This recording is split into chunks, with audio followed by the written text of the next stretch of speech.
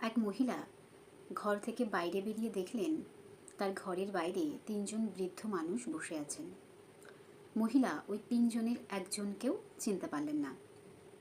মহিলাটি তখন ওই বৃদ্ধ ৩ জনকে গিয়ে বললেন, আপনাদেরকে তো চিনলাম না, কে আপনারা?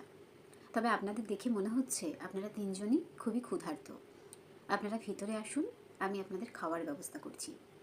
তখন ওই ৩ জন বৃদ্ধ ওই মহিলাটিকে বললেন,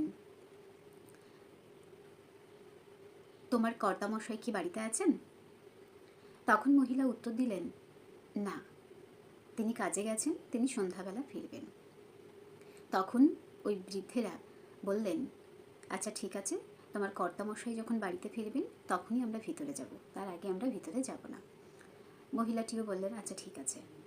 এরপর সন্ধ্যাবেলা যখন কর্তামশাই বাড়িতে ফিরলেন